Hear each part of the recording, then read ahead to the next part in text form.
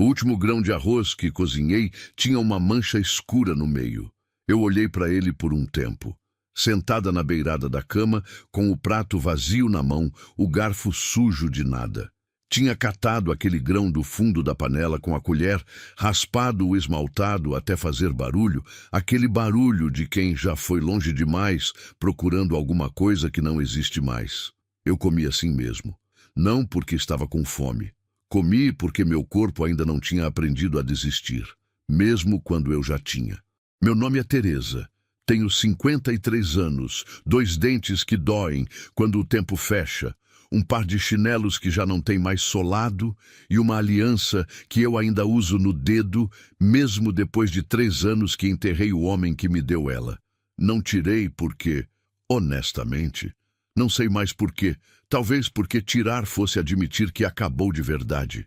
E tem coisas que a gente deixa no dedo porque não aguenta admitir com o corpo o que a cabeça já sabe. Sou viúva. Sou sozinha. Sou o tipo de pessoa que as outras pessoas olham nas filas de supermercado e desviam o olhar depressa, como se pobreza fosse contagiosa. Não me incomoda mais. Aprendi a não deixar. Naquela noite, a noite antes de tudo mudar, eu estava sentada no chão do quarto que eu alugava por R$ 380, no fundo do quintal de uma senhora chamada Dona Celeste. O quarto era pequeno demais para ter nome. Tinha uma cama, um guarda-roupa de uma porta só, uma janelinha que dava para a parede do vizinho e uma goteira no canto que pingava num balde de plástico amarelo. Plink, plink, plink. Eu tinha aprendido a dormir no ritmo daquele barulho. Naquela noite, porém, eu não dormia. Ficava olhando para o teto, contando as rachaduras como quem conta ovelhas, tentando não pensar no que eu sabia que precisava pensar, que o dinheiro do aluguel ia vencer em 4 dias, que eu não tinha mais nada para vender, que minha filha não atendia meu telefone fazia 2 semanas e que o vazio no meu estômago já não doía mais. Isso era o que mais me assustava, não a fome, o fato de que eu tinha parado de sentir a fome. Como se meu próprio corpo tivesse cansado de pedir e tivesse simplesmente desistido de avisar. Eu não choro, não que não queira. É que em algum momento, lá pelos 40 e poucos anos, depois que perdi o Antônio, depois que perdi o que quase virou meu filho, esse assunto eu deixo para depois, porque ainda corta. Depois de tudo isso, eu aprendi que o choro não cabe mais. É como uma pia entupida. Você aperta a torneira e a água fica ali parada, sem lugar para ir, até transbordar pelas beiradas. Então eu não aperto mais a torneira. Fico com a água parada. Aprendi a viver assim, silenciosa, observando, resistindo. Naquela noite, eu rezei. Não uma reza bonita de quem sabe as palavras certas.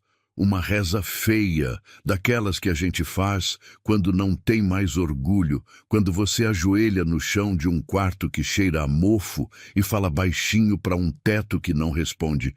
Me dá uma saída. Qualquer uma. Não precisa ser bonita, não precisa ser grande, só precisa ser real.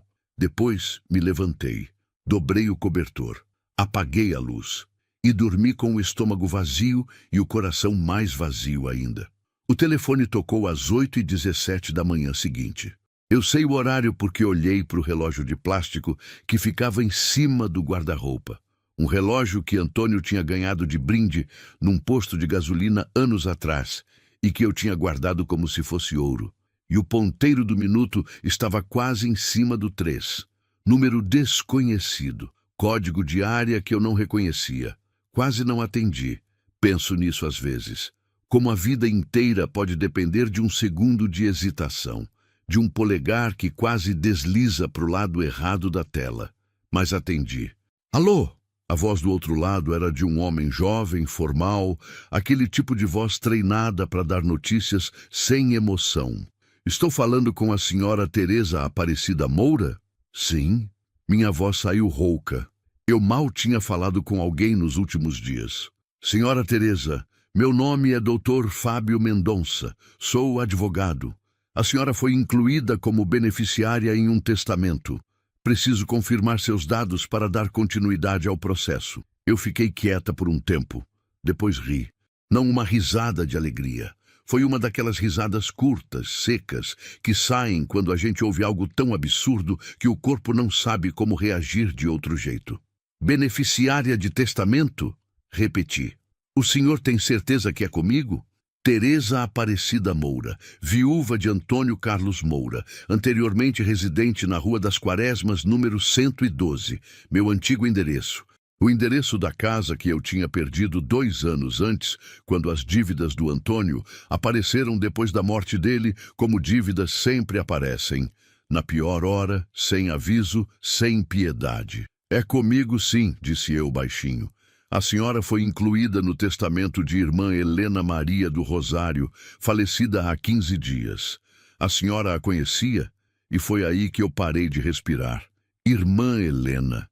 Eu tinha esquecido o nome dela. Não o rosto. O rosto eu nunca esqueci. Fazia uns 6 anos. Eu ainda morava na casa com o Antônio. Ainda tinha alguma coisa que se parecia com uma vida. Era um dia de chuva.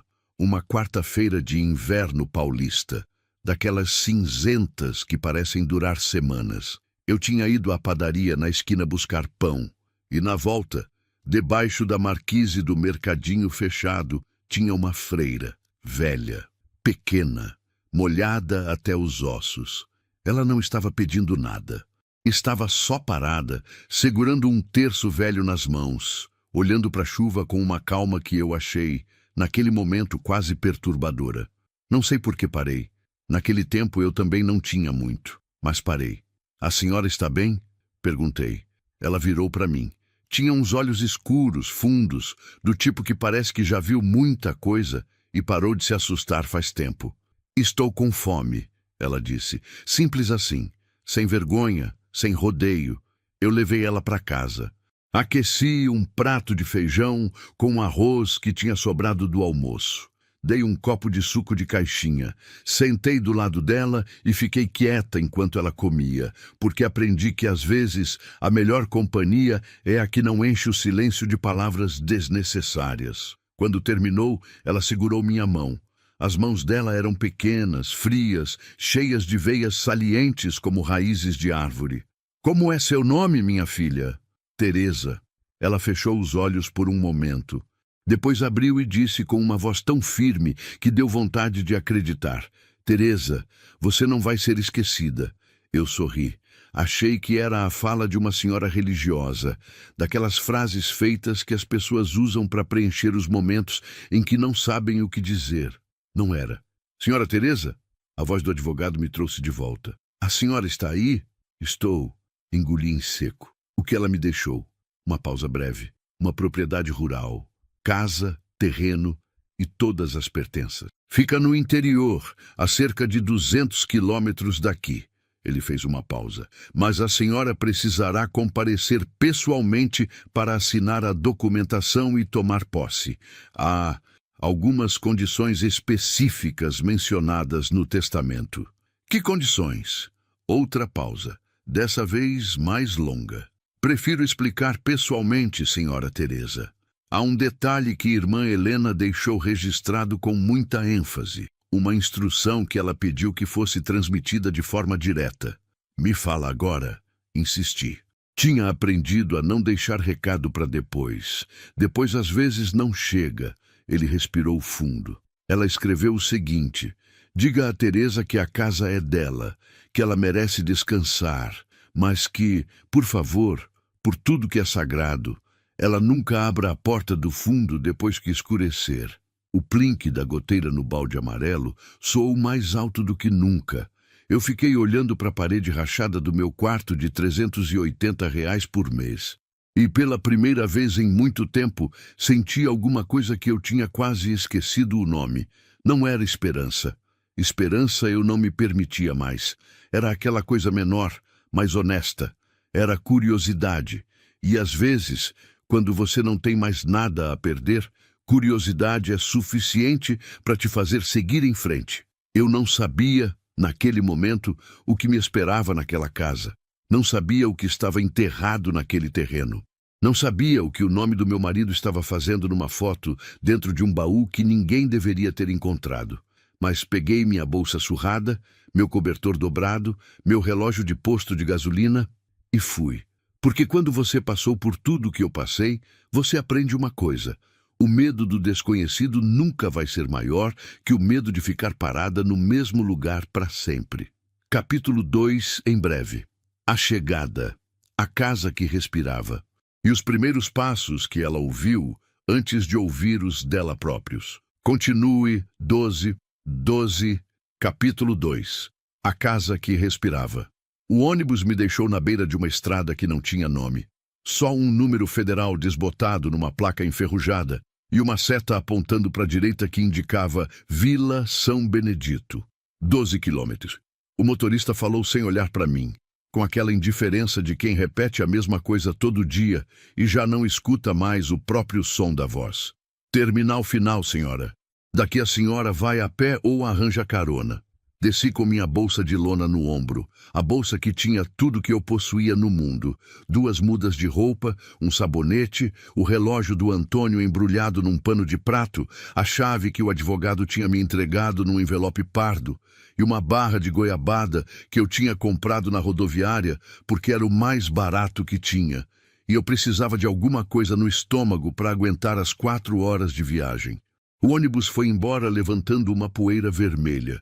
E eu fiquei ali parada, na beira da estrada, com o sol das 3 da tarde batendo na nuca, olhando para frente.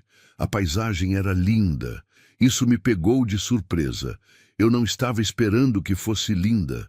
Esperava abandono, mato fechado, aquela beleza seca e cansada do interior que a gente conhece de cartão postal, mas que de perto tem cheiro de esquecimento.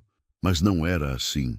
Era um verde escuro e profundo, árvores altas nas 2 margens da estrada, e no ar um silêncio tão completo que eu conseguia ouvir o vento passando entre as folhas, como se as árvores estivessem conversando baixinho sobre alguma coisa que não era da minha conta.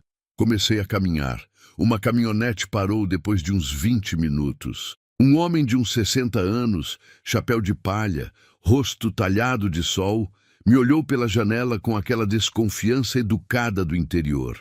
Aqui não é má vontade, mas é cautela de quem já viu muita gente de fora chegar com história. Onde a senhora vai? Propriedade da irmã Helena. Hesitei. Era dela. Agora é minha.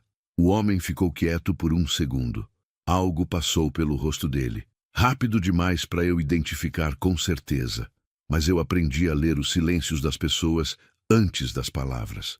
Aprendi que o que alguém engole antes de falar diz mais do que o que eles deixam sair. O que ele engoliu, naquele segundo, parecia ser alguma coisa entre surpresa e desconforto. Entra, disse ele, por fim. Entrei. Ele não falou o nome. Eu não perguntei. Seguimos em silêncio por uma estrada de terra que serpenteava entre as árvores. E eu ficava olhando pela janela, tentando decorar o caminho como quem memoriza uma rota de fuga antes de precisar dela. Hábito antigo. Daqueles que a vida ensina quando você não pediu para aprender. Depois de uns 7 minutos, ele parou a caminhonete.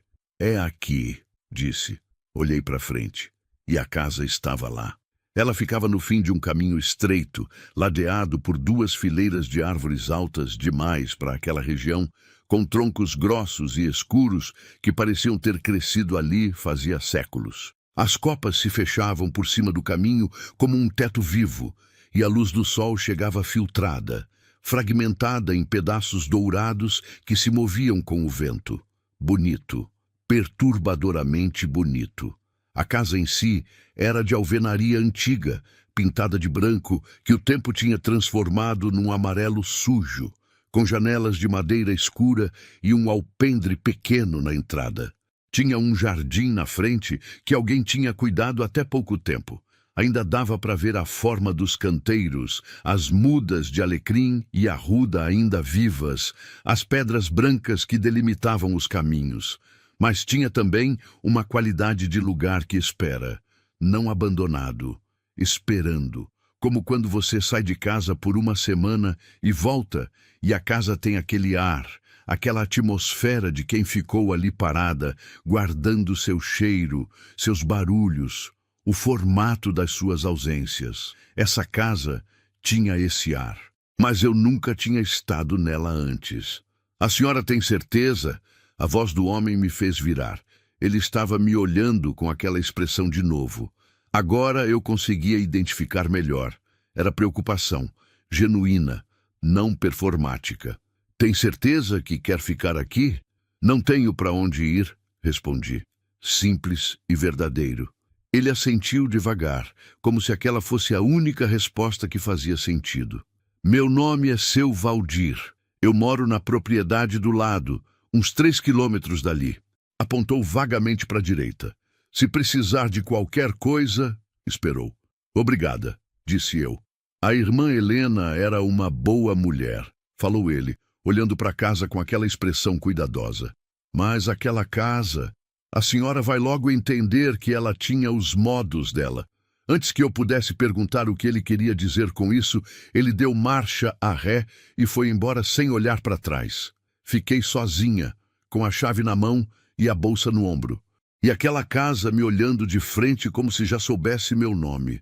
A chave era antiga, de ferro, com um acabamento redondo na cabeça que parecia uma cruz de cabeça para baixo. Ou uma flor. Dependia do ângulo que eu olhava. Encaixei na fechadura. Minha mão tremia. Não de medo, me digo isso até hoje. Era o cansaço da viagem, o sol, o estômago com só a goiabada desde a manhã. A porta abriu devagar, com um gemido comprido de madeira e metal que ecoou pelo alpendre. E o cheiro chegou. Lavanda. Forte e limpo, como se tivessem colocado sachês em cada canto horas antes. Mas embaixo da lavanda, outra coisa, mais antiga. Aquele cheiro que eu só conhecia de 2 lugares na vida, hospital velho e casa de pessoas que rezam muito. Incenso queimado faz tanto tempo que entrou na madeira, no reboco, na própria estrutura do ar. Entrei devagar. O corredor de entrada era comprido, com piso de taco de madeira escura, e as paredes tinham papel de parede antigo, de flores pequenas, que em alguns pontos estava descascando nas bordas, mas no geral ainda se segurava com uma dignidade de quem não quer cair. Abri as portas uma por uma.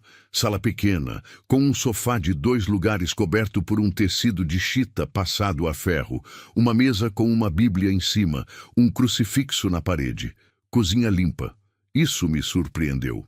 Os pratos estavam empilhados na prateleira, organizados por tamanho, os copos voltados para baixo no escorredor, como se tivessem sido lavados e deixados para secar. A pia brilhava. A mesa de madeira estava varrida, como se alguém tivesse saído minutos antes. Quarto. Cama de casal com colcha bordada dobrada nos cantos com precisão militar. Guarda-roupa de madeira escura. Na mesinha de cabeceira, um rosário e um copo com água que não tinha evaporado completamente ainda. Me detive ali. Olhei para aquele copo por um tempo. A água estava com um leve filme de poeira na superfície. 3, 4 dias. Uma semana, no máximo. A irmã Helena tinha morrido 15 dias atrás. Quem tinha posto água naquele copo? Fui para a cozinha. Enchi uma caneca com água da torneira. A água saiu com uma cor levemente amarelada que foi clareando depois de uns segundos. O tipo de coisa normal em propriedade rural com caixa d'água antiga. Sentei na cadeira da cozinha e foi quando ouvi passos lentos. No corredor, parei de respirar. Os passos paravam quando eu parava de respirar, como se estivessem me ouvindo. Fiquei imóvel por um tempo que não sei medir.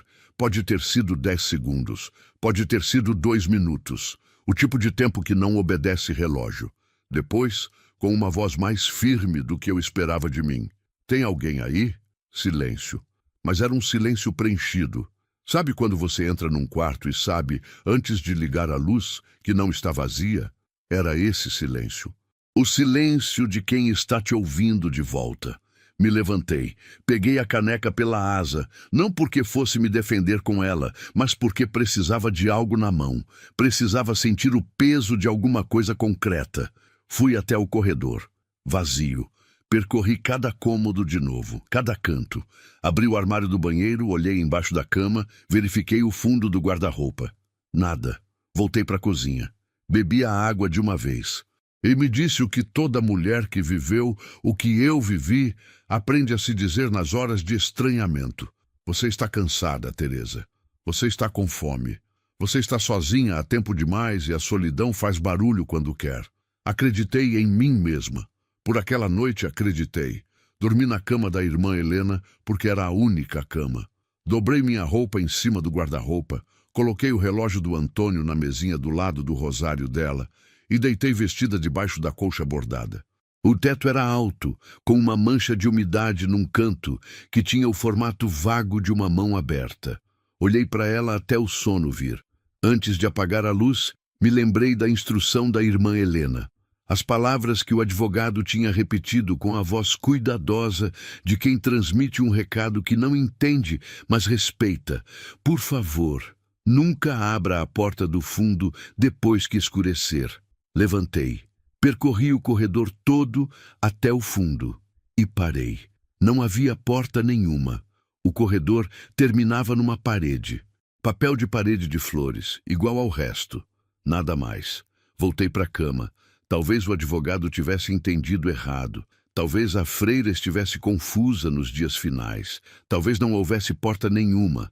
Apaguei a luz e dormi o sono mais profundo que eu tinha dormido em 3 anos. Sem sonho, sem choro engolido, sem o barulho do balde amarelo. Apenas silêncio. O tipo de silêncio que naquela noite eu ainda achava que era paz. No dia seguinte, quando acordei e fui até o fundo do corredor para checar de novo, como se a noite pudesse ter me enganado, a porta estava lá, pequena, de madeira escura, com uma fechadura de ferro do mesmo modelo da entrada. Eu teria visto na noite anterior. Eu tinha olhado aquele corredor 3 vezes, mas ela estava lá agora, sólida, real, como se sempre tivesse existido, e embaixo dela, no vão estreito entre a madeira e o piso de taco, passava uma luz. Capítulo 3 em breve. O que estava do outro lado da porta, o baú, os 12 envelopes e a foto que partiu tudo que eu achava que sabia sobre o homem que amei. Continue 12. 14, capítulo 3. O que o chão guardava. Fiquei parada na frente daquela porta por um tempo que não sei contar. Tinha uma luz embaixo dela. Uma luz fraca, alaranjada, como vela ou lamparina. Não elétrica, não o branco frio de uma lâmpada. Era uma luz que pulsava levemente, que crescia e diminuía num ritmo tão lento que você poderia achar que estava imaginando, se não ficasse olhando com atenção. Eu fiquei, não estava imaginando. A luz respirava. Coloquei a mão na maçaneta. Metal frio, mais frio do que o ar do corredor, o que não fazia sentido porque era manhã e o sol já estava entrando pelas janelas da sala. O metal deveria estar neutro, no mínimo, mas estava frio como coisa que não recebe calor, como coisa que não quer. Segurei assim mesmo. E então me lembrei da voz do advogado, da instrução que a irmã Helena tinha deixado registrada com aquela ênfase que ele descreveu como muita. Por tudo que é sagrado, nunca abra a porta do fundo depois que escurecer. Era manhã. Luz do dia entrando pela casa, pássaros lá fora, o tipo de barulho vivo e banal que existe só quando o mundo está funcionando normalmente. Girei a maçaneta. A porta abriu para dentro, devagar, com um gemido diferente do da porta da frente. Mais grave, mais fundo, como se fosse mais antiga, ou como se a madeira tivesse sido molhada muitas vezes e tivesse inchado e murchado em ciclos até ficar assim, densa e pesada de história. Do outro lado, não havia nenhum mistério imediato. Apenas um corredor estreito que eu não tinha visto antes, com uns 3 metros de comprimento, terminando em outro cômodo. As paredes desse corredor eram de tijolos aparentes, sem reboco, e o piso era de pedra irregular, não de taco como o resto da casa. como se essa parte tivesse sido construída antes ou por outras mãos com outra intenção. A luz vinha do cômodo no fundo. Avancei devagar. O frio aumentava a cada passo. Não o frio de ar-condicionado ou de sombra. Era um frio que vinha de baixo, da pedra sob os meus pés, como se houvesse algo subterrâneo ali perto que a temperatura da superfície não conseguia aquecer. Cheguei ao cômodo. Era pequeno, menor do que o banheiro da casa, sem janela. Paredes de tijolo igual ao corredor, e no centro uma mesa de madeira grossa, rústica, do tipo que não foi comprada, mas foi construída no lugar onde está, pesada demais para sair pela porta. Em cima da mesa, uma lamparina de querosene acesa. Isso me parou. Alguém tinha acendido aquela lamparina. Lamparina não acende sozinha. Não dura noites sem ser reabastecida. Alguém tinha entrado naquele cômodo que eu não tinha encontrado na véspera e tinha acendido uma lamparina antes de eu acordar. Ou durante a noite, enquanto eu dormia. Fiquei olhando para a chama por um momento, com aquela informação assentando devagar no estômago como água fria. Depois, olhei para o resto do cômodo. Na parede da direita, um mapa, desenhado à mão, em papel grosso amarelado, fixado na parede com 4 pregos nos cantos. Não era um mapa de região ou de estrada. Era um mapa da propriedade, da casa, do terreno, das árvores ao redor. Desenhado com uma precisão cuidadosa, cada árvore representada por um círculo pequeno, cada caminho por uma linha fina. E espalhados pelo mapa, marcações. Cruzes pequenas em tinta vermelha que tinha escurecido com o tempo. 8, 9 marcações, distribuídas pelo terreno sem um padrão óbvio que eu conseguisse identificar de imediato, mas havia uma marcação diferente das outras. No canto inferior direito do mapa, longe da casa, próxima a um símbolo que devia representar uma árvore maior que as outras, havia um círculo, não uma cruz. Um círculo, desenhado com cuidado, passado 3 ou 4 vezes na mesma linha, como quem quer ter certeza que não vai desaparecer. E dentro do círculo, uma palavra. Primeiro, me virei para a mesa. Tinha, além da lamparina, uma caixa de madeira pequena que eu não tinha visto de imediato porque estava na sombra. Abri.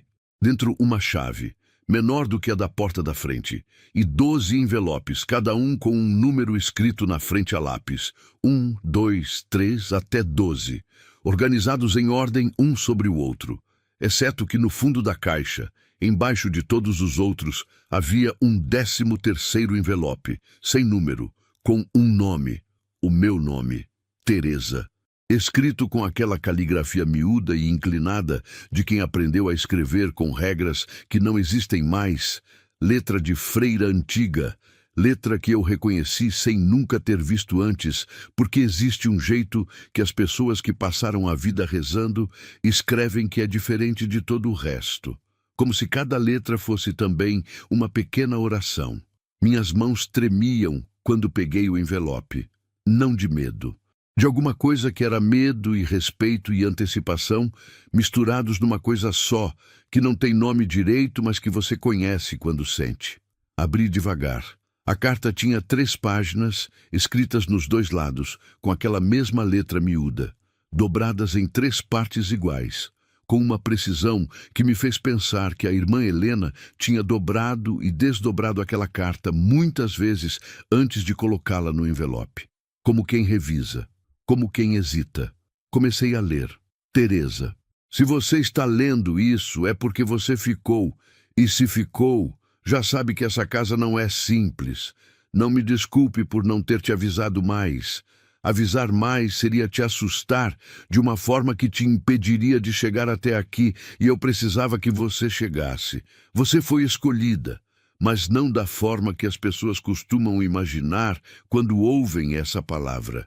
Não foi Deus que te escolheu, pelo menos não diretamente. Fui eu, uma velha cansada que passou 60 anos carregando um segredo que ficou grande demais para morrer junto comigo. Te escolhi porque você me deu comida sem me perguntar se eu merecia. Te escolhi porque você sentou do meu lado em silêncio e não tentou me consertar com palavras. Te escolhi porque você perdeu tudo e não se tornou amarga. Conheço muita gente que perde muito menos e vira cinza por dentro. Você não. Você ficou Teresa. Isso é mais raro do que você imagina. Mas preciso ser honesta contigo, porque você merece honestidade mais do que conforto. Existe algo enterrado nessa terra, algo que não pode ser destruído, só guardado. E guardado apenas por alguém que entenda o peso de segurar uma verdade que machuca. Os envelopes numerados devem ser abertos em ordem, um por semana, não por superstição, por necessidade prática. Cada um prepara você para o próximo. Abrir todos de uma vez seria como ler o fim de uma história antes de entender os personagens. Você entenderia as palavras, mas não o que elas custaram. Siga o mapa. Comece pelo círculo. Leve a pá pequena que está no galpão atrás da casa. E Teresa, sobre a porta do fundo. Não a abra à noite. Não estou sendo dramática. Não é superstição de velha. É proteção. O que existe nessa propriedade tem ciclos, como tudo que é vivo. Durante o dia está quieto. À noite, procura. Não precisa saber mais do que isso agora. Precisa só obedecer. Por favor. Parei na palavra por favor. Há um peso específico num por favor escrito por alguém que já morreu. É diferente de qualquer outro tipo de pedido.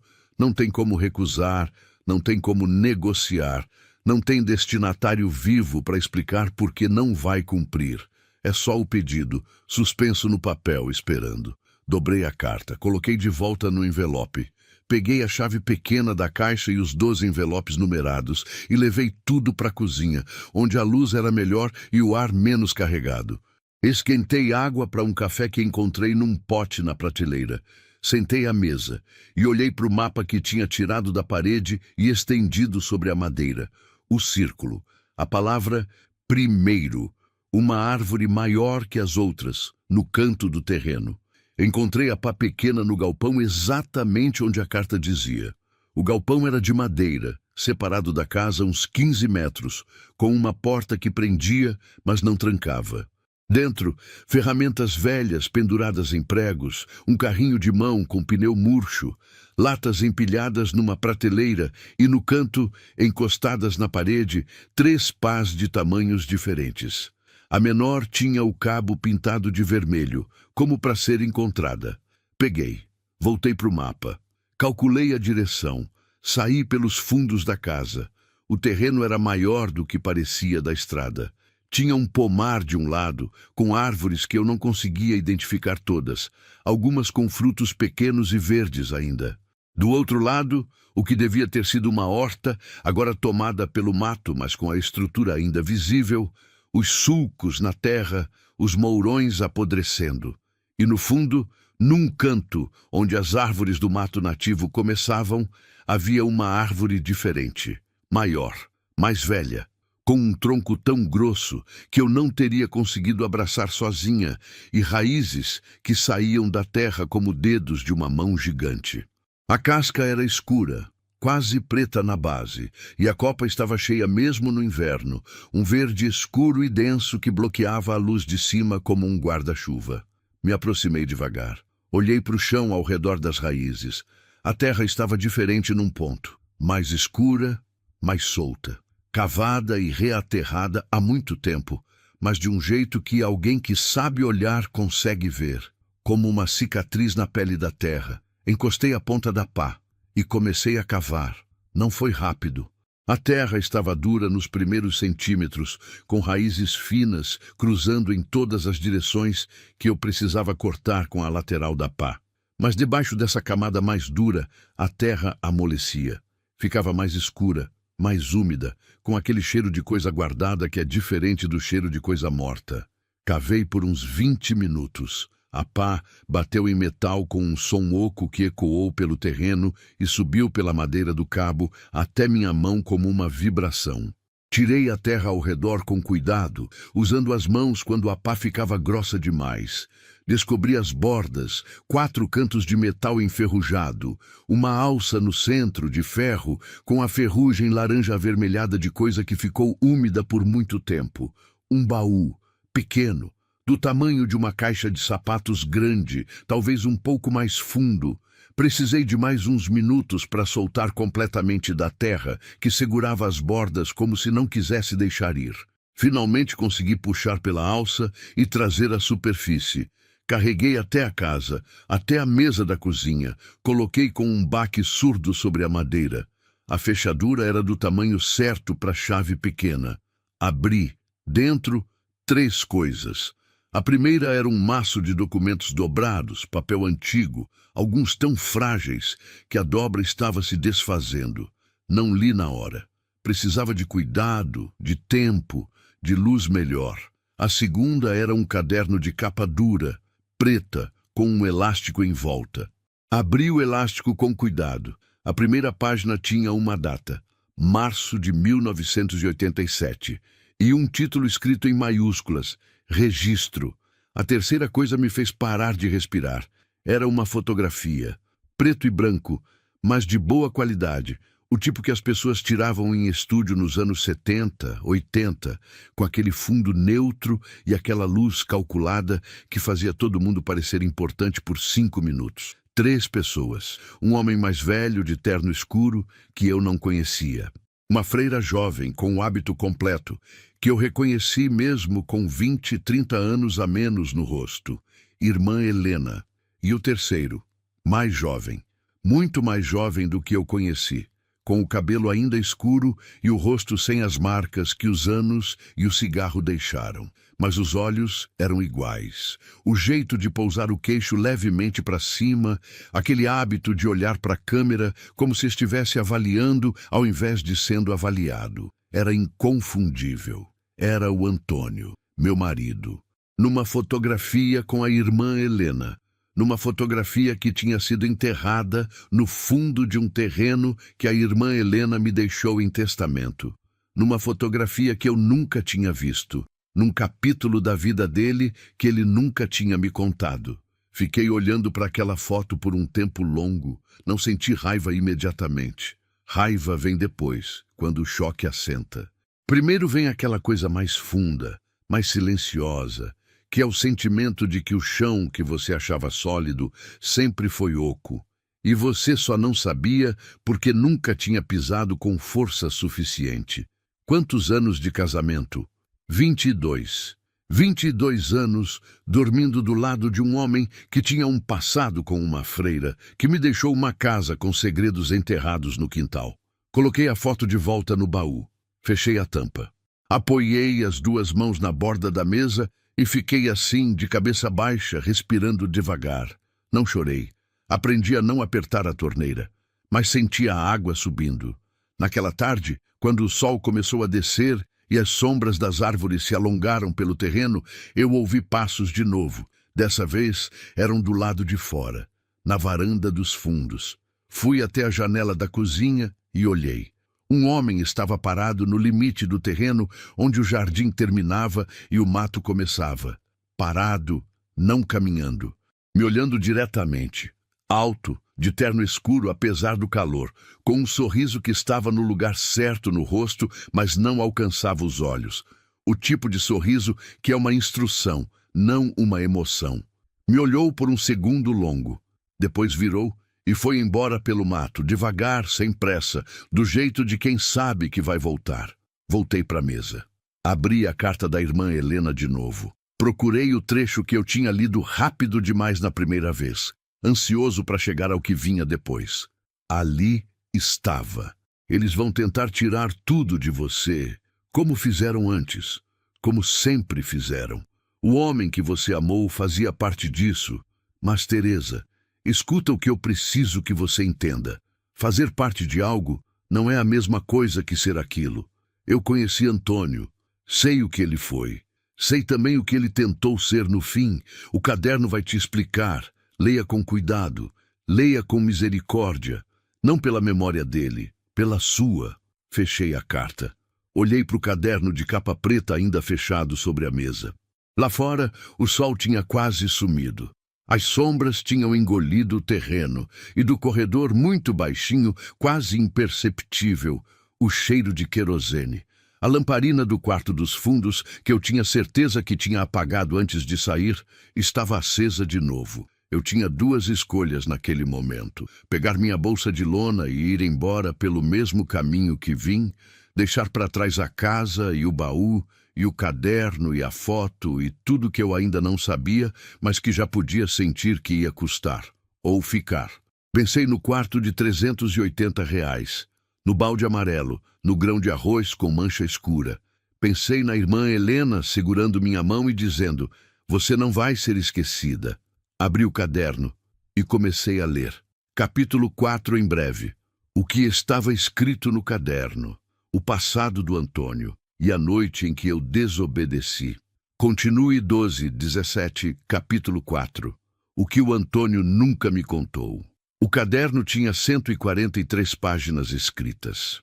Eu contei depois, numa das noites em que o sono não vinha e eu precisava de alguma coisa concreta para fazer com as mãos, enquanto o cérebro não parava. 143 páginas, frente e verso em alguns trechos, com aquela letra miúda da irmã Helena que às vezes ficava ainda menor, como se ela estivesse tentando caber mais verdade no mesmo espaço, como se o papel fosse acabar antes da história.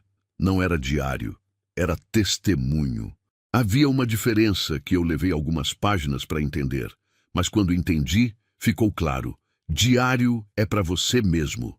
Testemunho é para alguém que ainda vai precisar saber.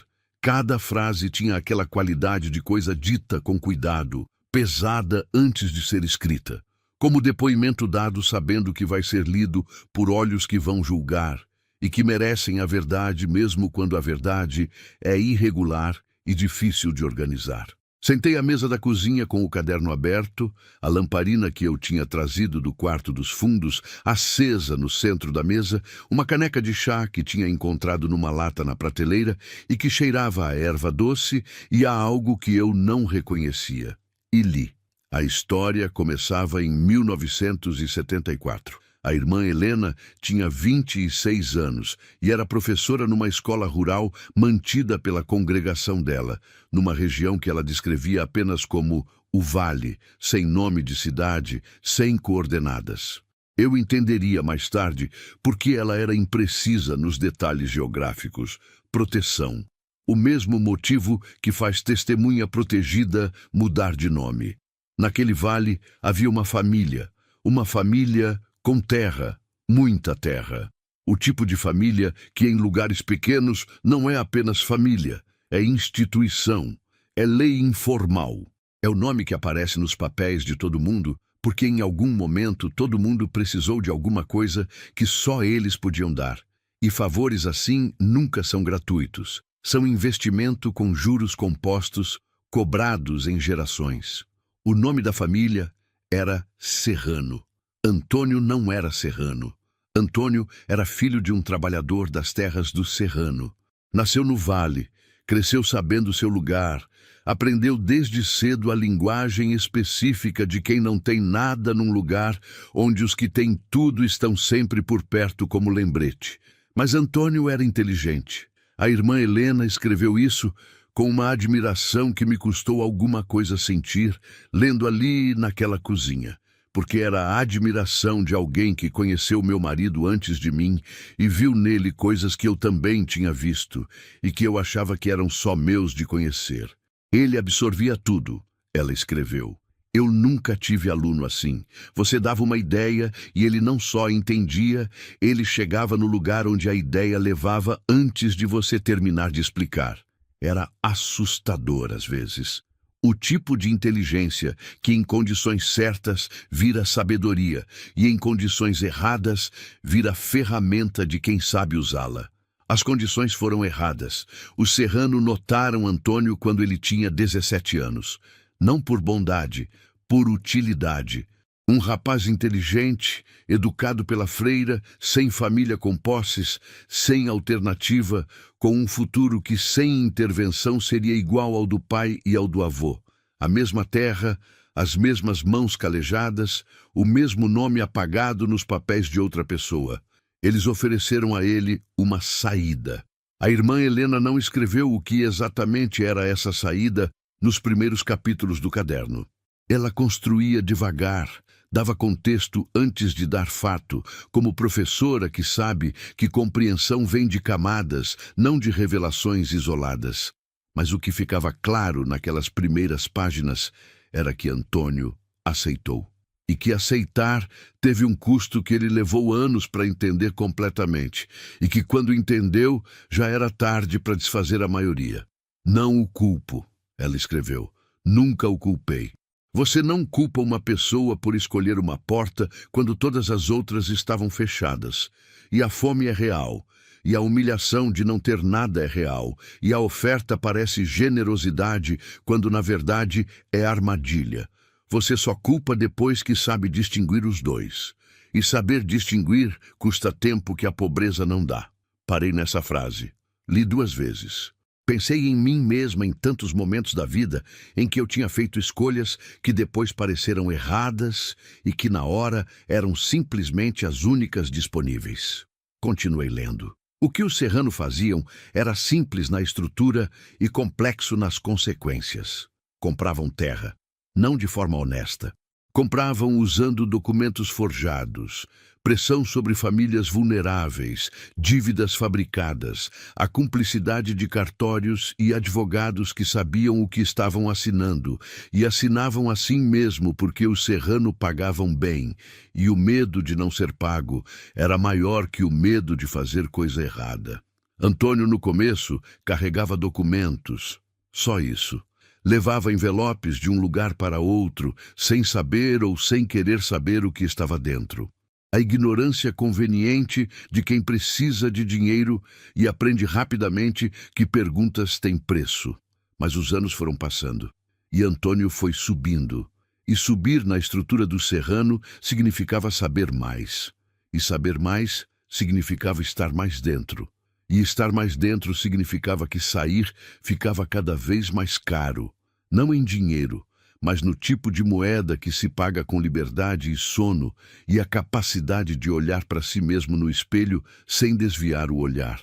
Eu parei de ler por um momento. Fiquei olhando para o chão de pedra do corredor que dava para o quarto dos fundos, visível dali da cozinha, aquela luz fraca da lamparina vazando por baixo da porta. Antônio. O meu Antônio, que dormia com o braço sobre minha cintura, que levantava cedo no domingo para fazer café antes de mim, porque sabia que eu gostava de acordar com cheiro, que chorou quando perdemos o bebê, chorou sem vergonha, com o rosto enterrado no meu pescoço, e disse que ia ficar tudo bem, mesmo sabendo que nem ele acreditava nisso na hora. Aquele homem era também o homem das páginas do caderno. As duas coisas eram verdade ao mesmo tempo. Isso foi o que mais custou aceitar. Não que ele tivesse feito coisas erradas. Eu já suspeitava, de formas vagas, que eu escolhia não transformar em pensamentos completos, que as dívidas que apareceram depois da morte dele não tinham vindo do nada. Não que tivessem fontes limpas.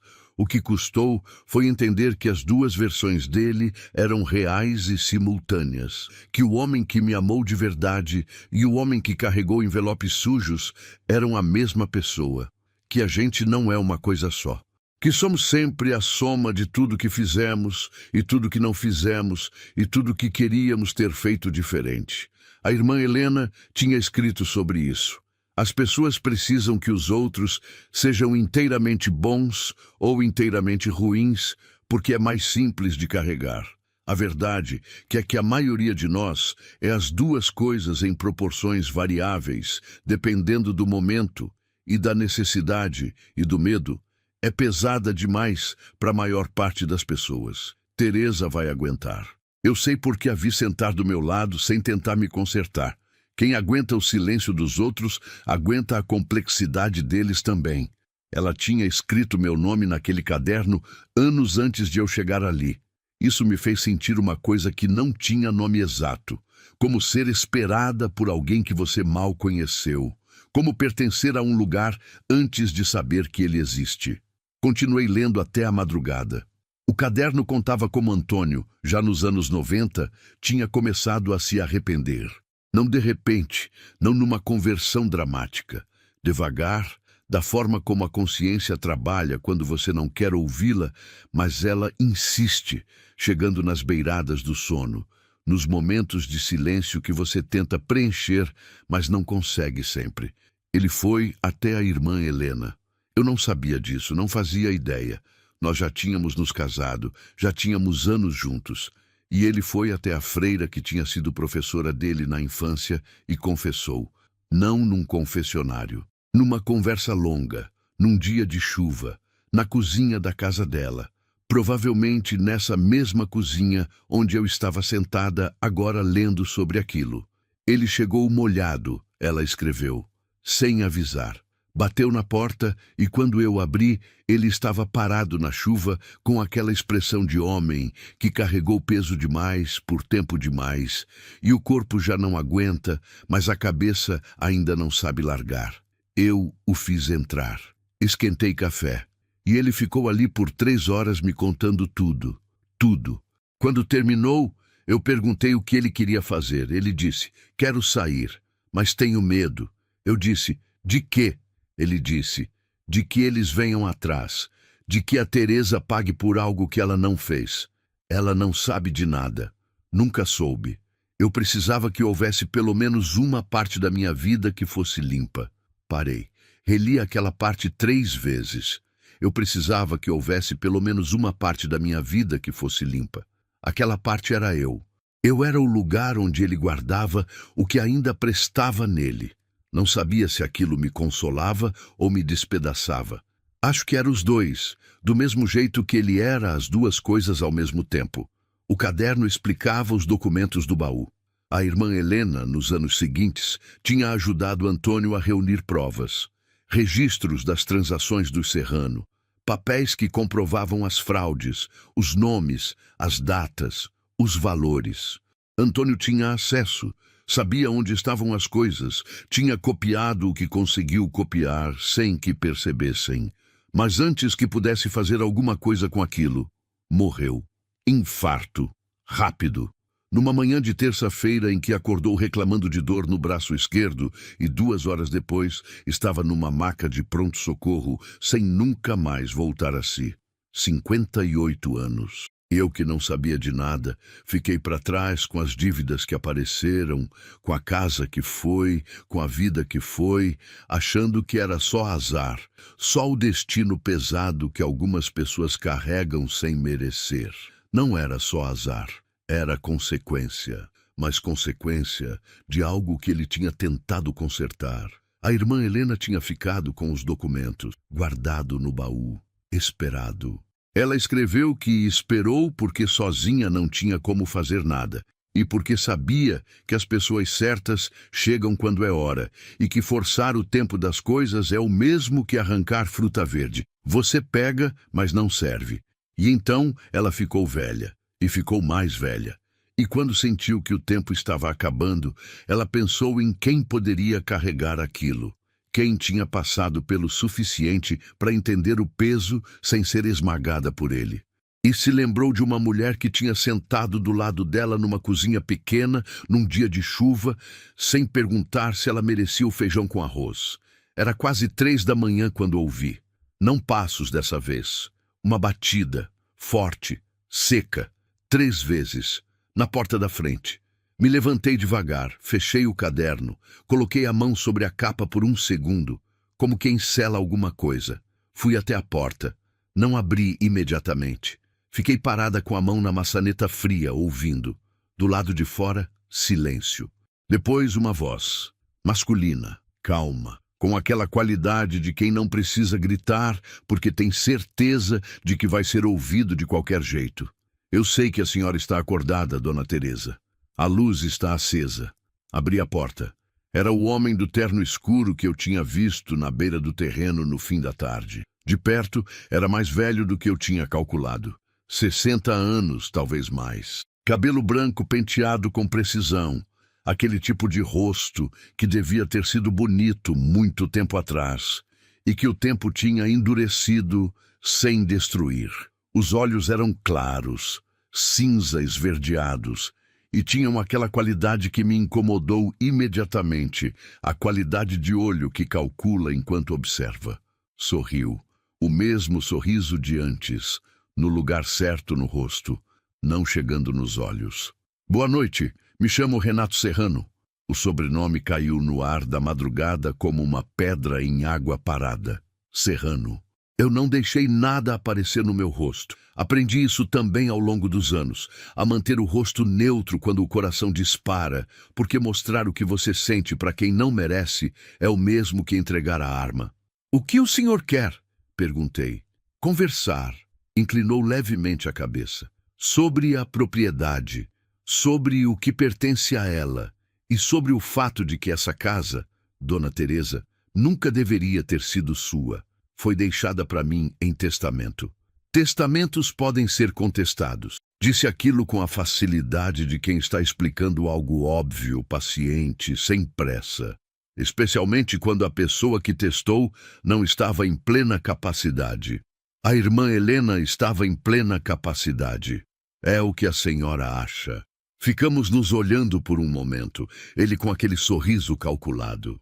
Eu com o rosto neutro e o coração na garganta e o caderno fechado na cozinha atrás de mim, com 143 páginas que explicavam exatamente quem era Renato Serrano e o que ele tinha feito e por que ele estava na minha porta às 3 da manhã. É tarde, disse eu. O senhor vai ter que voltar outro dia. Algo passou pelos olhos dele. Não raiva, mais sutil, uma espécie de reavaliação, como quem encontra mais resistência do que esperava num material que parecia frágil. Como a senhora quiser. Deu um passo atrás. Mas Dona Teresa, um conselho. Parou. Me olhou com aqueles olhos que calculavam. Não vá mexendo em coisas que não entende. Essa terra tem história. E histórias antigas têm pessoas vivas que não gostam de ser lembradas. Virou. Foi embora pelo caminho escuro. Eu fiquei parada na porta até não ouvir mais os passos. Depois fechei. Encostei as costas na madeira. E pela primeira vez, desde que tinha chegado naquela casa, senti de verdade o tamanho do que estava dentro do baú. Não eram só papéis velhos. Eram papéis que provavam o que uma família inteira tinha feito por décadas. Papéis que alguém estava disposto a aparecer às 3 da manhã na porta de uma viúva sozinha para recuperar. Voltei para a cozinha. Abri o caderno na última página escrita. A letra estava diferente ali no final. Menos controlada, os tremores da idade visíveis na irregularidade das linhas. A irmã Helena devia ter escrito aquilo nos últimos dias, quando a mão já não obedecia completamente. Teresa, se chegaram até você, é porque encontraram os documentos ou sabem que existem. Não entre em pânico. O pânico é o que eles querem. Uma mulher em pânico comete erros. Uma mulher assustada assina papéis que não deveria, aceita acordos que não servem, desaparece de problemas sem resolver nada. Você não é essa mulher. Eu sei disso. Os envelopes numerados contêm instruções. Advogado, contatos, passos. Eu passei anos preparando isso. Mas primeiro, Teresa, primeiro você precisa decidir se quer lutar. Não estou pedindo que seja heroína. Estou perguntando se você quer parar de engolir, porque é isso que vai ser necessário. Não coragem de filme, não bravura, só a disposição de não recuar mais. Você passou a vida inteira recuando para sobreviver. Eu entendo. Às vezes, recuar é tudo que você tem, mas essa terra é sua agora, e o que está enterrado nela também, e eles só vão embora se você ficar. Fiquei olhando para aquela última frase por um longo tempo. Eles só vão embora se você ficar. Pensei em tudo que eu tinha recuado na vida. A casa que não briguei para manter, o emprego que larguei sem negociar, a filha que foi se distanciando e eu deixei porque achei que insistir era incomodar.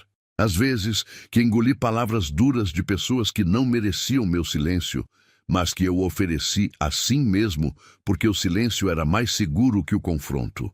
Uma vida inteira de recuos estratégicos que foram se acumulando até virar um hábito que eu nem chamava mais de medo.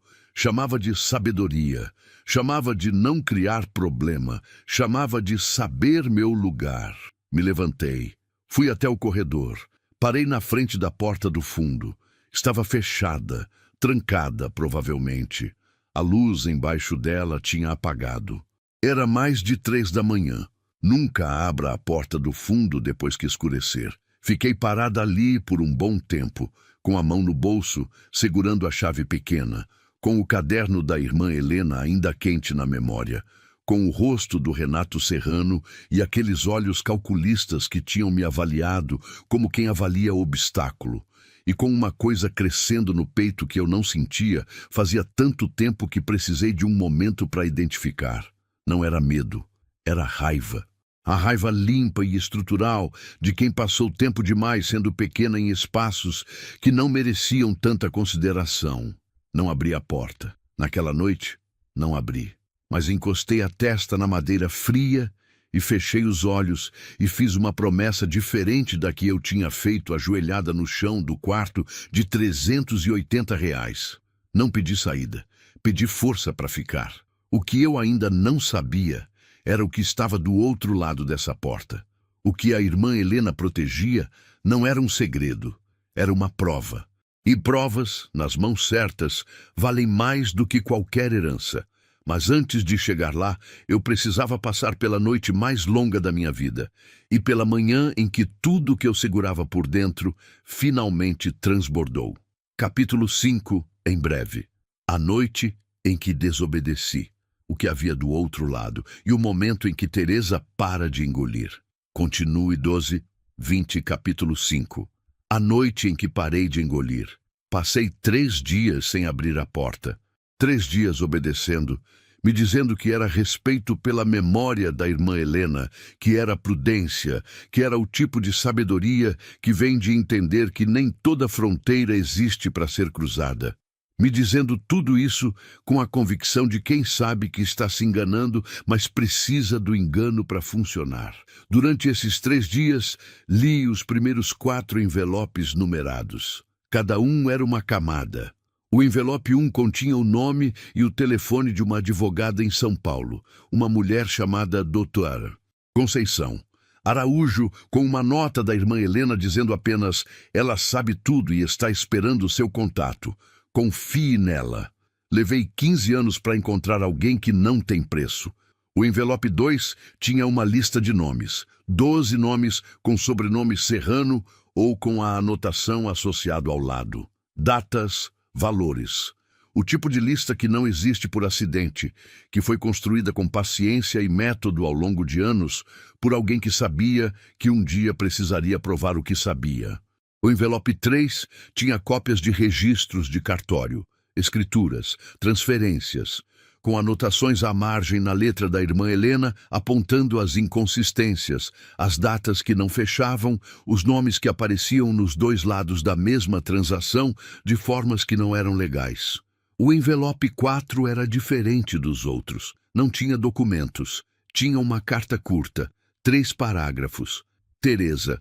Os documentos no baú são originais. Existem cópias em local seguro que a doutora Conceição conhece.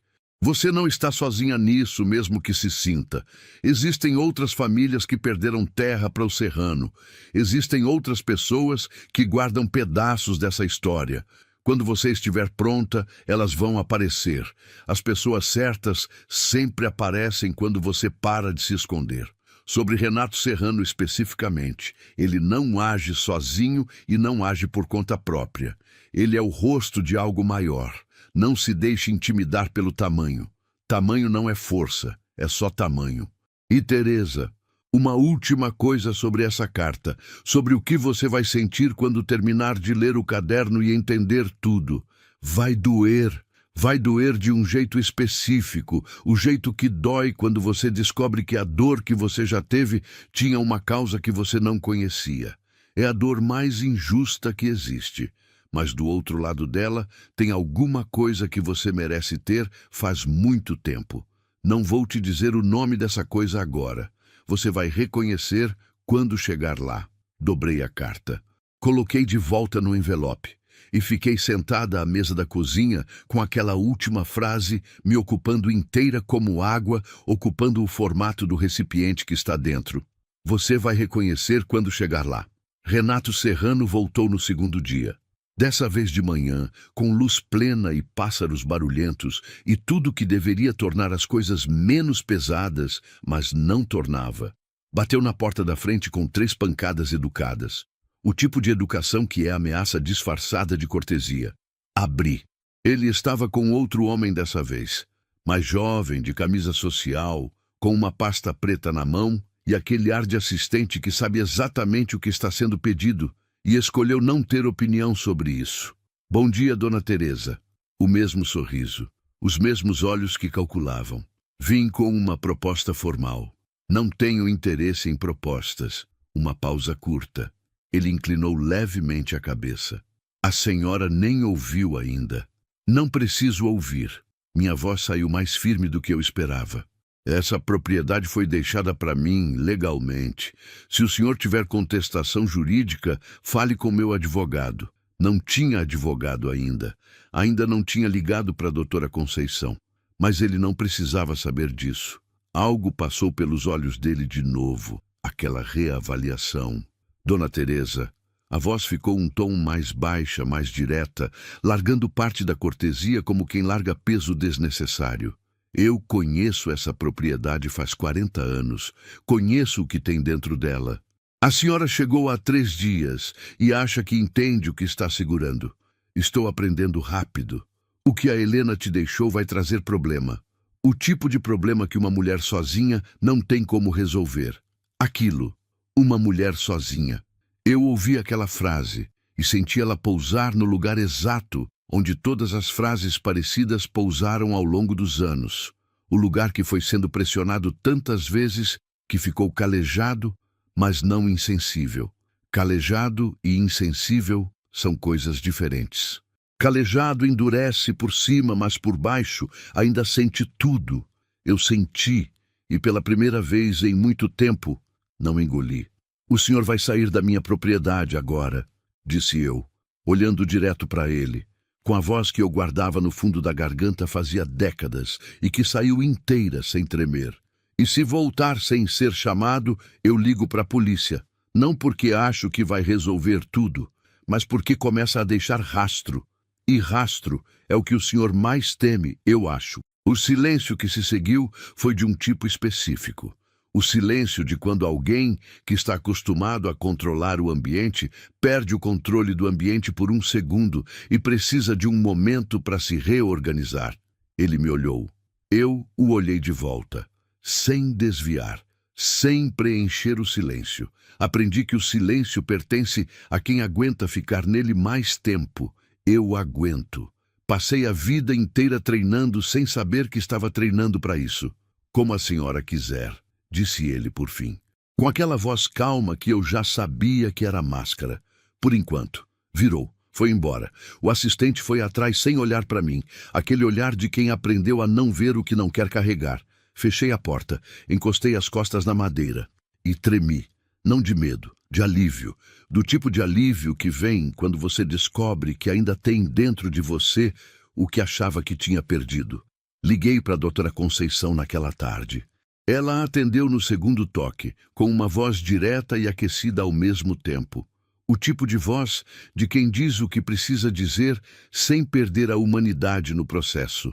Teresa, eu estava esperando. Disse isso como se fosse simples, como se mulheres que ela nunca tinha falado ligassem todo dia depois de receberem casas em testamento. Como você está? Estou de pé, respondi. Ela riu baixinho. Isso é mais do que a maioria consegue depois de 2 semanas com o que você tem em mãos. Me conta tudo. Contei. Ela ouviu sem interromper. Eu ouvia a caneta dela anotando de vez em quando, aquele riscar suave de papel que me soou, naquele momento, como a coisa mais reconfortante que eu tinha ouvido em muito tempo. O som de alguém prestando atenção de verdade. Quando terminei, ela ficou quieta por alguns segundos. Os documentos que estão no baú, junto com o caderno, são suficientes para abrir investigação formal. Eu já tenho as cópias que a Helena deixou aqui comigo e tenho outros depoentes que ficaram esperando que houvesse material de lastro suficiente. Sozinhos, eles não tinham peso. Agora tem. Uma pausa. Teresa, isso não vai ser rápido. E não vai ser silencioso. O Serrano tem dinheiro e tem contatos e vão usar os dois. Preciso que você saiba disso antes de decidir. Já decidi. Outra pausa. Menor. Bem, ela disse aquilo com uma satisfação contida. O tipo de satisfação de quem esperou muito tempo por uma resposta que já sabia que ia chegar. Então vou precisar que você me mande os documentos originais pelos correios com AR e que não deixe o baú na casa por enquanto. Leva para algum lugar que só você sabe. Entendo. E Teresa, uma coisa importante. Renato Serrano já esteve na sua porta 2 vezes. Esperado. Ele vai continuar tentando. O que ele quer não é a casa. A casa para ele não vale nada. O que ele quer são os documentos do baú ou a garantia de que você não sabe o que fazer com eles.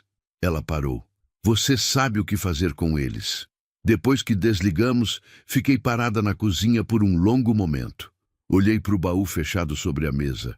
Olhei para o caderno ao lado. Olhei para o meu reflexo vago na janela escurecendo lá fora.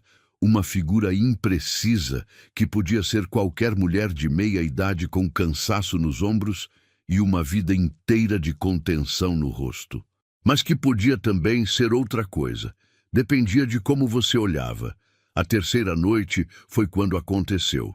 Não foi decisão planejada. Foi o tipo de coisa que acontece quando você está cansada demais para continuar segurando a tensão entre o que você sabe e o que você ainda não viu. Era depois de meia-noite. Eu tinha terminado de ler o caderno, as últimas páginas. A letra trêmula da irmã Helena nos dias finais, os pensamentos, às vezes incompletos, as frases que ela começava e não terminava como quem sabe que o tempo está acabando e tenta colocar tudo antes que acabe, mas o corpo não obedece mais na mesma velocidade que a mente. A última frase completa do caderno era esta: Eu não tive medo de morrer. Tive medo de morrer antes de passar isso adiante. Agora que está feito, posso ir. Teresa, minha filha que a vida me deu tarde demais. Cuide dessa terra. Ela tem memória. Tudo que foi plantado aqui, bom e ruim, ainda está crescendo. Fechei o caderno. E sem decidir conscientemente, me levantei. Fui até o corredor. Parei na frente da porta do fundo. Nunca abra a porta do fundo depois que escurecer. Era mais de meia-noite, estava escuro há horas, mas eu tinha o caderno inteiro dentro de mim agora. Tinha a história do Antônio e da irmã Helena e do Serrano, e de todas as famílias que tinham perdido o que era delas. Tinha 3 dias de uma raiva que estava crescendo no lugar exato onde eu costumava guardar a resignação. E havia uma coisa que a irmã Helena não tinha explicado completamente. Havia uma coisa que ela tinha protegido com cuidado demais para ser apenas superstição. Precisava saber, precisava ver. Coloquei a chave na fechadura. A porta abriu. O corredor de tijolos estava frio como sempre, mais frio do que o ar da casa. A lamparina não estava acesa dessa vez. Fui no escuro, com a mão na parede, sentindo a textura irregular dos tijolos sob os dedos. Cheguei ao cômodo pequeno. Parei na entrada. A lamparina estava apagada, mas havia outra fonte de luz. Fraca, vinda de baixo, de uma fresta no chão de pedra que eu não tinha notado antes, porque não estava procurando e porque à luz da lamparina a sombra cobria aquele canto. Me ajoelhei. Passei os dedos nas bordas da pedra. Era uma pedra solta, maior que as outras, com uma borda trabalhada como uma tampa. Precisei de força para levantar, as pontas dos dedos doendo, mas ela veio. Embaixo havia uma escada, curta, 6, 7 degraus, descendo para um espaço subterrâneo com teto baixo, paredes de terra consolidada, e no centro, uma luz. Uma lanterna elétrica moderna, daquelas de camping apoiada no chão e apontada para o teto, criando uma luz difusa e suave. Alguém tinha colocado aquela lanterna ali recentemente. Desci os degraus. O espaço subterrâneo era pequeno, mas não era vazio. Nas paredes havia prateleiras de madeira rústica construídas diretamente na terra, com objetos organizados com o mesmo cuidado que eu tinha encontrado nos pratos da cozinha e nos envelopes numerados. Mais caixas de metal, menores que o baú, mas com o mesmo tipo de fechadura. Mais documentos, esses já organizados em pastas plásticas que preservavam o papel, e fotografias. Dezenas delas, presas nas paredes de terra com pequenos pregos, criando algo que se parecia com um painel, uma linha do tempo visual, que ia de fotos antigas em preto e branco até fotos coloridas mais recentes. Fui olhando devagar. Famílias, rostos que eu não conhecia, mas que tinham aquele ar universal de gente que trabalha a própria terra e sabe que o chão debaixo dos pés tem história familiar dentro. Homens, mulheres, crianças, e em cada foto um papel pequeno embaixo, escrito à mão. Família Souza, 42 hectares, perdido em 1981. Família Carvalho, 28 hectares, perdido em 1979. Família Nascimento, 70 hectares, perdido em 1986. E assim por diante. Foram o Serrano, em cada papel, depois do que foi perdido e quando, uma anotação final, documentação disponível. Eu estava olhando para um arquivo, não de papéis apenas, de pessoas, de vidas que foram desmontadas sistematicamente por décadas e que a irmã Helena tinha passado a vida inteira documentando, preservando, guardando para um momento em que houvesse condições de usar. Fiquei ali embaixo por não sei quanto tempo, olhando cada foto, lendo cada papel, deixando o peso de cada nome pousar. E em algum momento, sem avisar, sem os sinais que normalmente precedem, o choro veio. Não o choro contido que eu tinha aprendido a não deixar sair. Esse foi diferente. Foi o tipo de choro que não pede licença, que não tem hora certa, que vem de um lugar mais fundo que a garganta, mais fundo que o peito, de algum lugar onde você guarda o que é demais para processar na superfície da vida. Chorei pelo Antônio, que tentou consertar o que fez e não teve tempo. Chorei pelo bebê que não ficou e pela dor que ficou no lugar dele e que nunca encontrou o nome certo para si mesma. Chorei pela casa que perdi e pelos anos de balde amarelo e pelo grão de arroz com mancha escura e por todas as vezes que engoli palavras que deveriam ter saído. Chorei pelas famílias das fotos, rostos que eu não conhecia, mas cujas perdas estavam documentadas naquelas paredes de terra, como feridas preservadas em sal. Chorei pela irmã Helena, que passou a vida sozinha carregando esse arquivo e que escolheu morrer sabendo que estava passando adiante para alguém que ia segurar. Chorei, sem parar durante um tempo que não sei medir, ajoelhada no chão de terra daquele espaço subterrâneo, com as mãos abertas sobre os joelhos, o rosto molhado, os ombros sacudindo com a força de tudo que estava saindo. A torneira que eu tinha aprendido a não apertar. Eu deixei apertar, e o que saiu não foi só água. Foi tudo que eu tinha engolido em anos e anos de sobrevivência silenciosa e resistência sem nome e dor sem endereço. Quando parou, me senti diferente. Não resolvida, não curada. Não aquela transformação instantânea que não existe na vida real, mas diferente, como quando você carrega algo pesado por tanto tempo que a dor vira paisagem, vira normal, vira parte de como você se move pelo mundo, e aí num momento você larga e os músculos doem de um jeito novo. O jeito de quem estava tão acostumado ao peso que o corpo não sabe imediatamente como funcionar sem ele.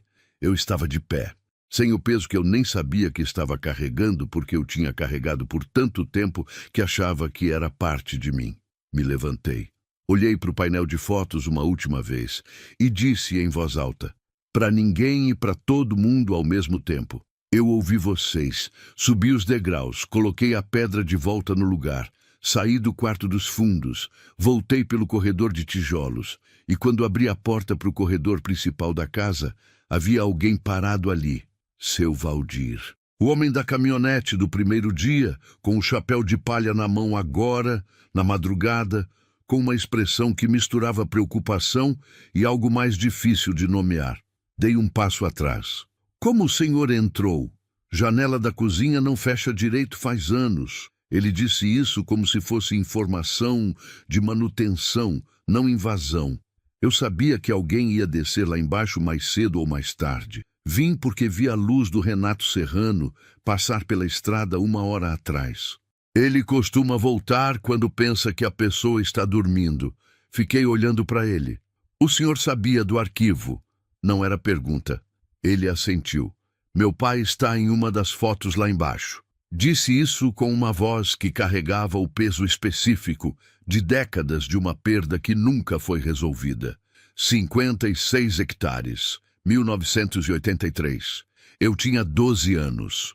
O silêncio entre nós dois tinha uma textura diferente depois disso. A Helena me disse que quando a pessoa certa chegasse, eu ia saber. Ele olhou para mim com aqueles olhos de homem que passou a vida inteira sabendo de um segredo que não era dele para contar, mas que carregou assim mesmo. Ia aparecer para ajudar. Por que a porta do fundo? Lhe perguntei.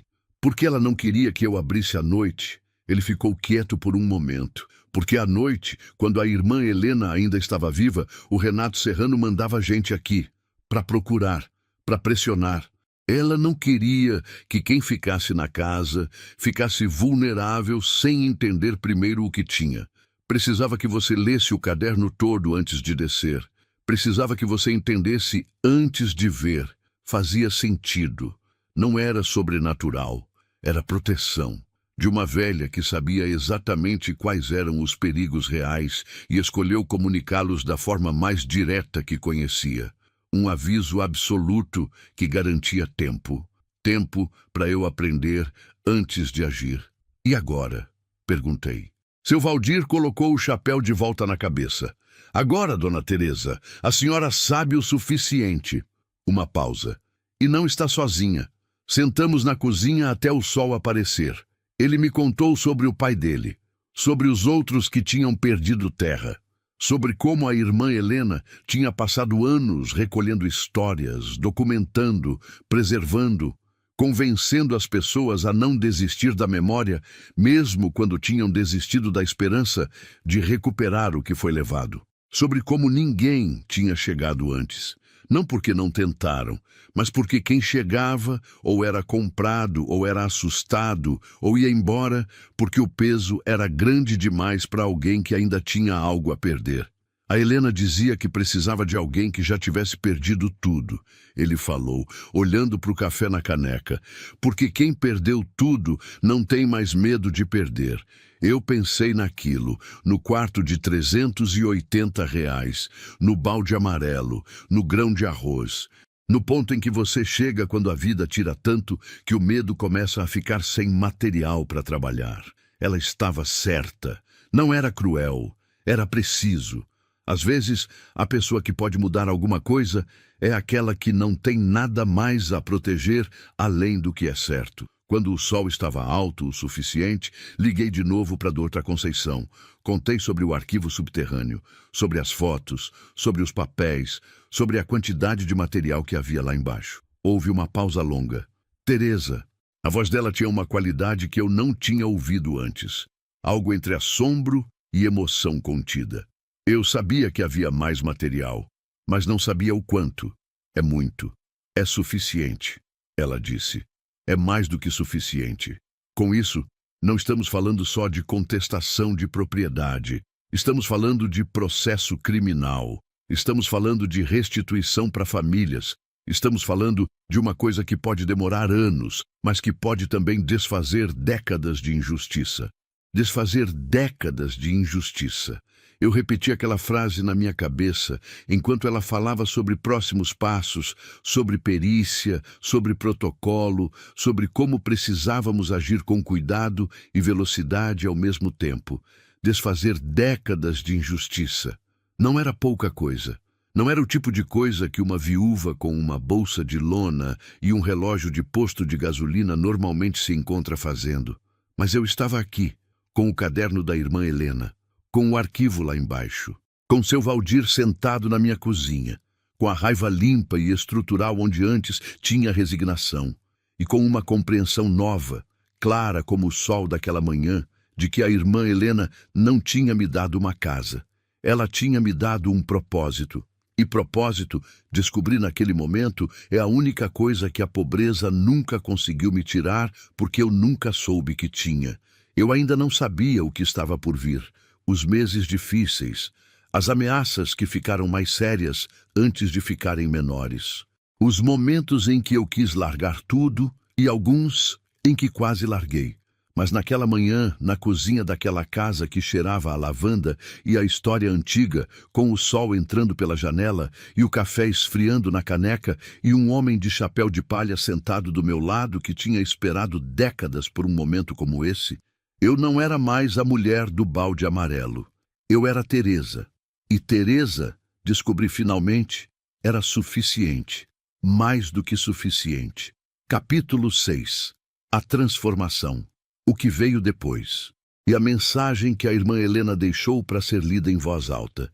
Continue 12:23, capítulo 6. O que nasce depois da tempestade. Vou te contar como termina. Mas antes preciso te contar o que aconteceu no meio, porque finais não existem sozinhos. Eles são feitos de tudo que veio antes, de cada escolha pequena que parecia insignificante na hora e que, olhando de trás, era exatamente o passo que levava para o próximo. Finais honestos não chegam de repente. Eles chegam como o sol chega no inverno, devagar, sem avisar. Você olha e percebe que está mais quente do que estava e não sabe exatamente o momento em que a temperatura mudou. Foram 18 meses. Vou te poupar dos detalhes jurídicos porque eles são áridos e longos e têm a textura específica de coisa que é necessária, mas não é humana. O que precisa ser dito é que a doutora Conceição era exatamente o que a irmã Helena tinha prometido que era, uma mulher que não tinha preço, e isso num país onde muita coisa tem preço. É uma raridade tão grande que você precisa de um momento para acreditar que é real. O processo foi aberto. Os documentos do baú e do arquivo subterrâneo foram periciados e autenticados. Outras famílias foram localizadas. Não foi difícil quando começou, porque é como puxar um fio que você não sabia que estava solto e descobrir que era o fio de uma tapeçaria inteira. Uma família levava a outra, uma testemunha confirmava a outra. O arquivo da irmã Helena era o centro, mas ao redor dele havia décadas de memória viva em pessoas que tinham guardado o que sabiam porque nunca tinham tido onde depositar. Agora tinham.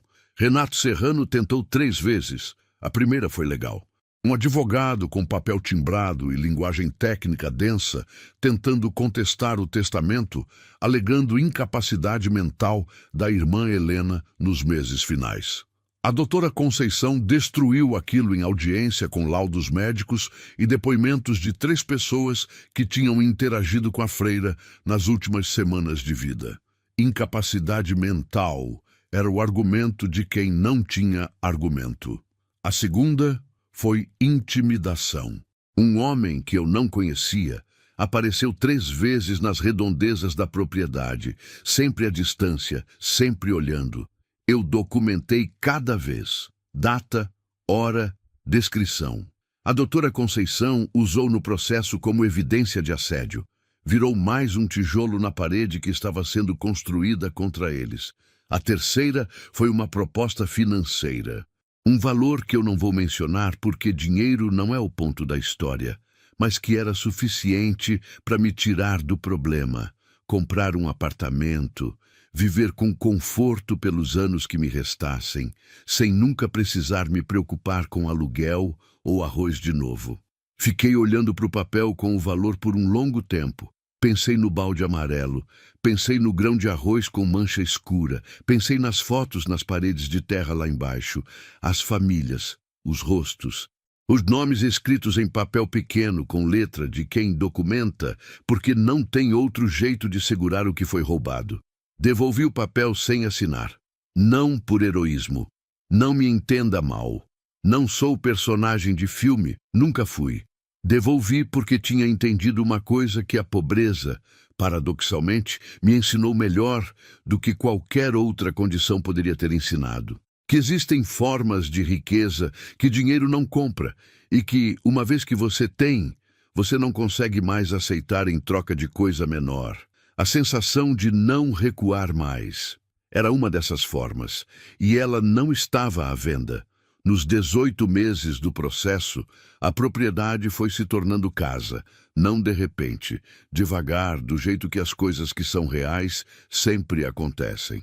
Consertei a janela da cozinha que não fechava, com a ajuda do seu Valdir, que aparecia de vez em quando sem avisar, com ferramentas na mão e pouquíssimas palavras, que era o jeito dele de dizer que estava presente. Pintei o alpendre. Reativei a horta usando os sulcos que já estavam lá, deixados por mãos que tinham sabido o que faziam. Plantei alecrim e couve e tomate e uma muda de maracujá que o seu Valdir trouxe numa manhã de chuva embrulhada num jornal velho sem explicação.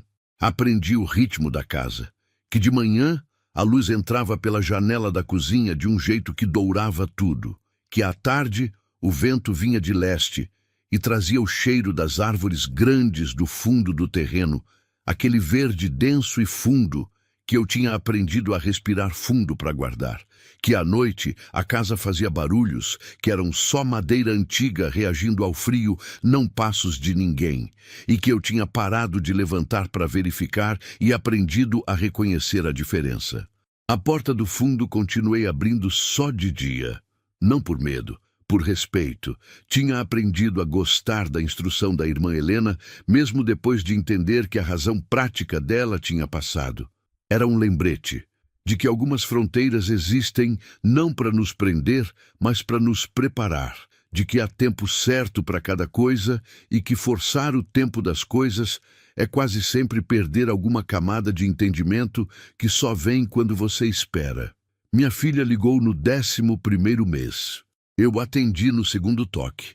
Não sei o que ela esperava da minha voz. Talvez ressentimento, talvez a fragilidade que ela estava acostumada a encontrar quando me ligava, aquele tom de quem precisa, mas não consegue pedir direito, de quem está sempre na beirada de alguma coisa e não sabe como não estar. O que ela encontrou foi uma voz diferente. Não diferente de fria, diferente de inteira. Ficamos numa conversa longa que começou com cuidado de ambos os lados. Aquela delicadeza de quem está testando se o chão aguenta o peso antes de pisar com força. E foi ficando mais leve, não resolvida, não curada, mas mais honesta. Ela disse: "Eu achei que você ia desaparecer." Eu disse: "Eu sei, eu também achei." Ela disse: "Como você está?" Eu disse: "De pé. E diferente de antes." Ela veio me visitar no 13º mês. Ficou 4 dias. Dormiu no quarto que eu tinha arrumado para o caso de visita, com um colchão novo que eu tinha comprado com o primeiro dinheiro que a propriedade gerou, porque tinha árvores frutíferas no pomar que eu comecei a colher e vender para o mercado da cidade. No último dia, ela ficou parada na porta olhando a horta. "Você parece diferente, mãe." "Sou diferente." "O que mudou?" Fiquei pensando na resposta certa. "Eu parei de engolir", disse por fim. Ela não entendeu completamente naquele momento, mas assentiu como quem guarda a frase para pensar depois. E às vezes é assim que a coisa mais importante passa de uma pessoa para outra, não com explicação completa, só com a frase certa plantada no momento certo. O julgamento começou no 16º mês. Não vou detalhar, porque seria outro livro. O que precisa ser dito é que os documentos do arquivo da irmã Helena, combinados com os depoimentos das famílias e com o trabalho da doutora Conceição e de sua equipe, foram suficientes. Não para resolver tudo de uma vez. A justiça não funciona assim. Quem quer que te diga que a justiça resolve tudo e resolve rápido, está te preparando para a decepção. A justiça, quando funciona, funciona lentamente e parcialmente e com muito atrito. E mesmo assim, quando funciona, é alguma coisa. É mais do que a injustiça que existia antes. O que aconteceu foi isso. Renato Serrano e 2 associados foram indiciados por fraude em transações imobiliárias e formação de organização criminosa. O processo estava em andamento. 3 famílias já tinham obtido decisão favorável para restituição parcial de propriedades. Outras continuavam em processo. Era um começo, não um final, mas começos também precisam de reconhecimento. A gente não pode só celebrar o fim e ignorar o começo, porque sem o começo não há nada que se mova. E esse começo tinha começado aqui, nessa casa, com uma mulher que não tinha nada, e uma freira que não tinha mais tempo, e um baú enterrado debaixo de uma árvore velha, e uma instrução que parecia mistério, mas era proteção. No 18º mês, o seu Valdir apareceu numa manhã com um envelope na mão. Estava de chapéu, como sempre, com aquela expressão de homem que aprendeu a não deixar muito aparecer no rosto, mas que às vezes deixa escapar mais do que acha. Achei isso na casa da Helena depois que ela faleceu, disse. Ela me pediu para guardar até a hora certa. Disse que eu ia saber quando era. Peguei o envelope. Era diferente dos outros. Não tinha número. Não tinha meu nome. Tinha só 3 palavras escritas na frente, para ser lida em voz alta. Olhei para o seu Valdir. Vem sentar, disse eu.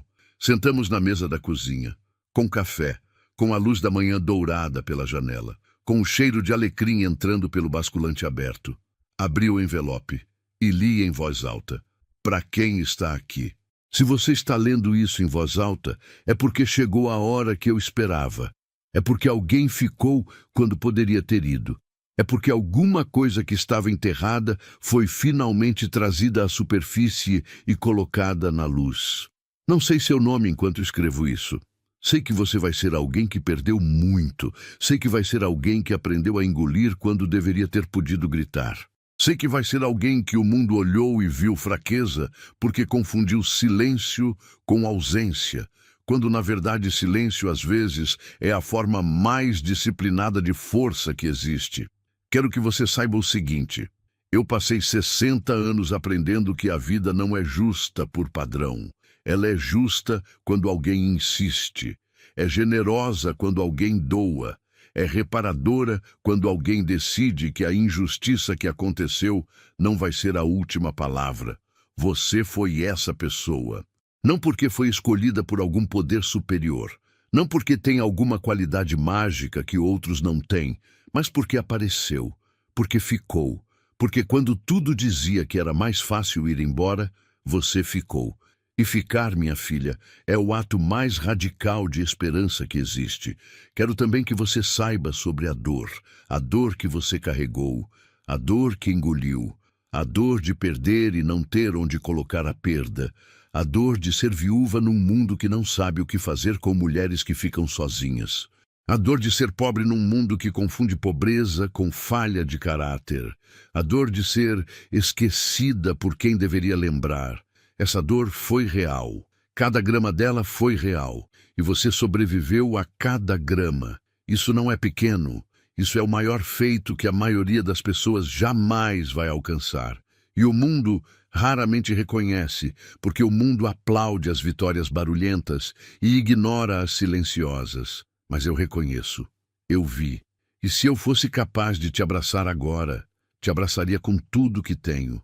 Por fim, sobre o que vem depois daqui, vai ter dias difíceis, não porque você falhou, mas porque é assim que a vida é, com ou sem justiça, com ou sem herança, com ou sem conquista.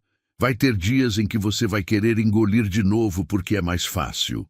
Vai ter dias em que a raiva vai cansar e a coragem vai faltar e você vai olhar para a distância que ainda tem pela frente e sentir que é longe demais. Nesse dia, lembra disso. Você já veio de mais longe.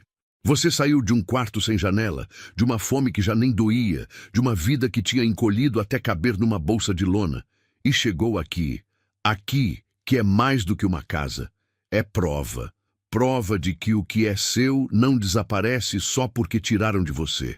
Prova de que o que você planta com honestidade, mesmo que demore, mesmo que passe por mãos que precisam cuidar antes das suas, chega até você.